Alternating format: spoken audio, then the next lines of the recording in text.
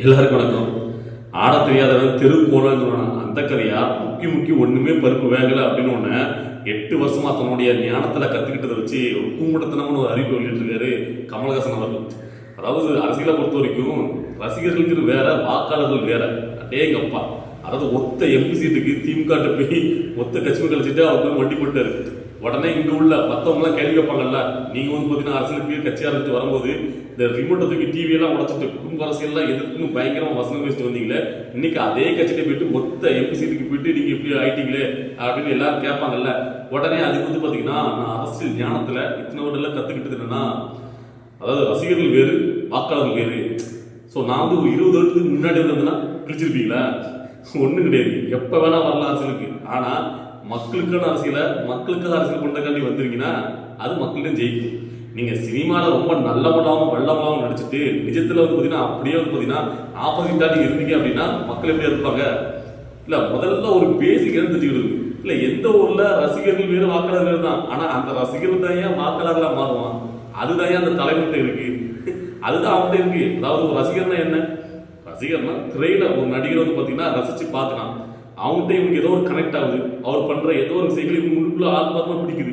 அதாவது திரையில எத்தனை நடிகர்கள் இருந்தாலும் இவனுக்கு ஒரே ஒரு நடிகர் தானே ரசிகராக இருக்கிறான், அந்த நடிகர் தானே இவனுக்கு ரொம்ப இருக்குது. ஸோ அப்படின்னா அவர்கிட்ட ஏதோ ஒரு குணம், ஏதோ ஒரு இது பார்த்தீங்கன்னா இவனு கூட கொஞ்சி போகுது, இவன் மனசோட ஆழமா பதியுது, அதனால அவருக்கு ரசிகர் தான் இருக்கான். ஸோ அப்படிப்பட்ட நடிகர் அந்த திரைத்துல இருந்து சினிமா விட்டுட்டு இந்த அரசியலுக்குள்ள அரசியலை நோக்கி மக்களுக்கான ஒரு அரசியல் மேற்கொண்டு வரும்போது அவருக்கு அப்படியே ஆதரிக்கிறாங்க. ஸோ அப்படி எதிர்பார்ப்போட இருக்கிற அந்த ரசிகனுக்கு அந்த தலைவர், அந்த ரசிகர்கள் அப்படியே வாக்காளர் மாத்துறது தலைவர் கையில தான் இருக்கு.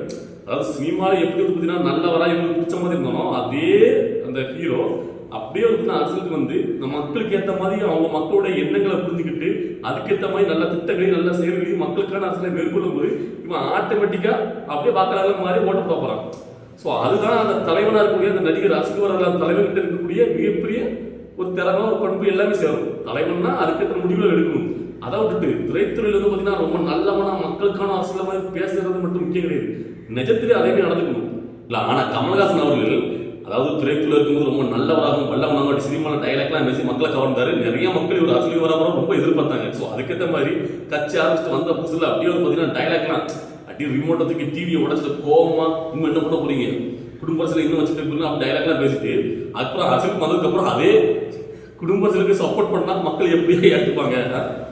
இதை கண்டுபிடிக்கிறது 8 வருஷம் தேவைப்படுச்சாங்க அப்படிதான் நமக்கு கேட்க தோணுது. அதாவது என்ன பொறுத்த வரைக்கும் என்ன அப்படின்னு கேட்டீங்கன்னா, இதுல ரசிகர்கள் வேற, வாக்காளர்கள் வேற தான். ஆனா அந்த ரசிகர்கள் தான் வாக்காளர்களே மாறுவாங்க. அதுதான் அந்த தலைமைகிட்ட இருக்கு.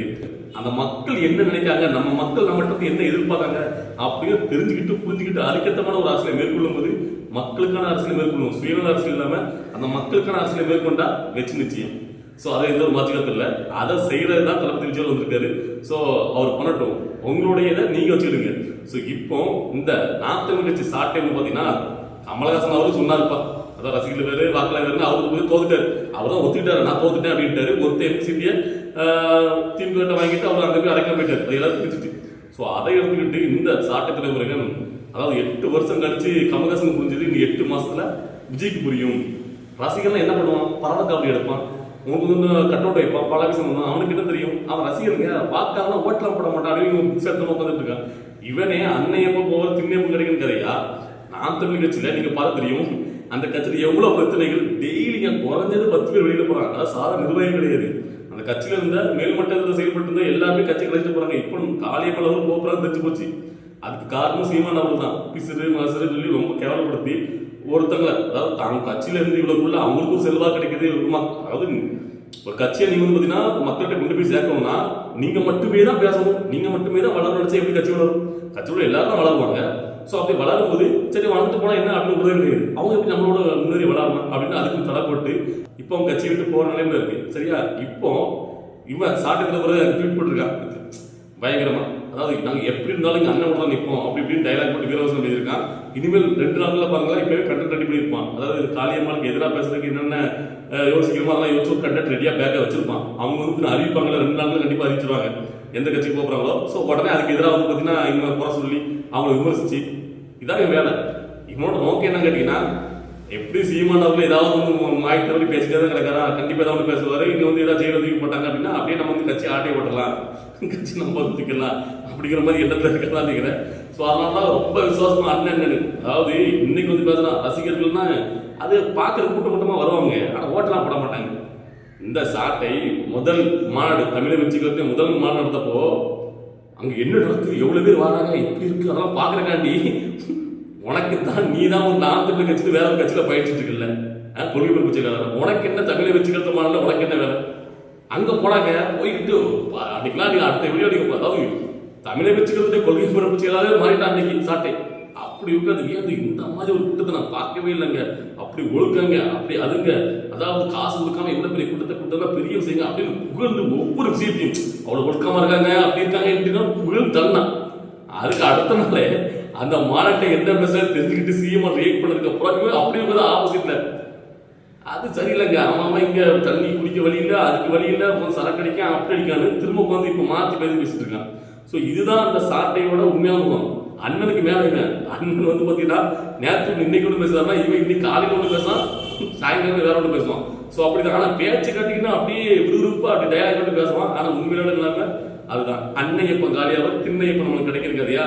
இருக்கிற அந்த சாட்டை கமல்ஹாசன் சொன்ன டயலாக் எடுத்து தளபதி விஜய் அவருக்கு எதிரா அவருக்கு 8 வருஷம் கழிச்சு புரிஞ்சது, இன்னைக்கு 8 மாசம் கழிச்சு புரிஞ்சதுதான்.